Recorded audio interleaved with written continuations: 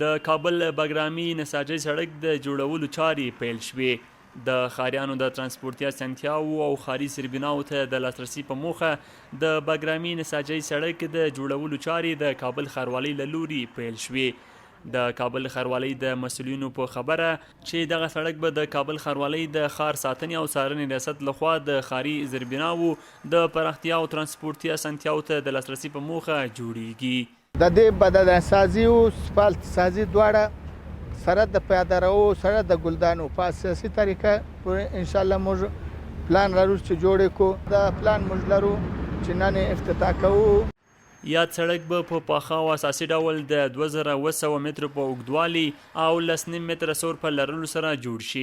د ښاروالۍ د مسؤلینو په خبره چې یاد سړک ته یې 80 میلیونه افغانۍ ځانګړې کړي چې د جوړولو چارې به شاوخوا 6 میاشتې وخت ونیسي.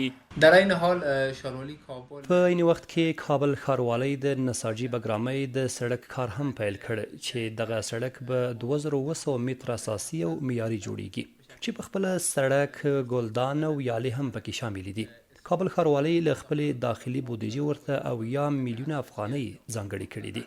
د یادې پروژې انجینران وایي چې پخوانی سړک نور د استفادې وړ نه و او کاملا له منځه تللی و چې خلکو ته یې په تګ راتګ کې یو لړ ستونزې رامنځته کړې وي.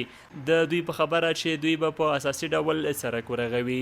دغه سړک تقریبا 12 کاله مخکې جوړ شوی و نسبت بعضې عوارض چې په دې سړک کې پیدا شوی یعنې بعضې خپله سړک ځان یې پارچه کړی موږ د هغې لپاره دا سړک دوباره وسپړه او دا سړک د نساجي نه تر بګرامیو پولو پورې امتداد لري چې دا د نساجي دریا لوګر په نوم یادېږي او دا سړک 3 کیلومتره طولې ده چې تقریبا موږ څه باندې 1400 متره مکمل کړی ده 1400 متره نور پاتې ده.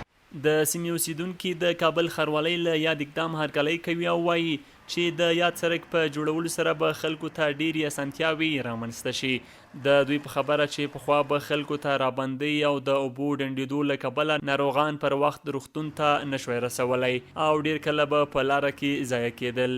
اوس موږ ډېر خوشحاله یو چې د سړک جوړېږي ښاروالۍ لخوا ډېر ښه کار به وشي. اسانتیاوې خو دا دي زر به رسېږو زر به وره اعتماد به ښه وي مسخت به روغ رنځور به وړو. بلا د خوشحالۍ احساس لرو. خلک ډېر په مشکلاتو کې وي دی نه مخکې څو موده مخکې دلته په دې خامه سړک کې یوه ډډه یې پخه وه یوه خامه وه لږ ټکر هم شوی و حادثات پېښې ده او د اسلامي امارت نه ډېر خوشحاله یو چې کار یې شروع کړی دی.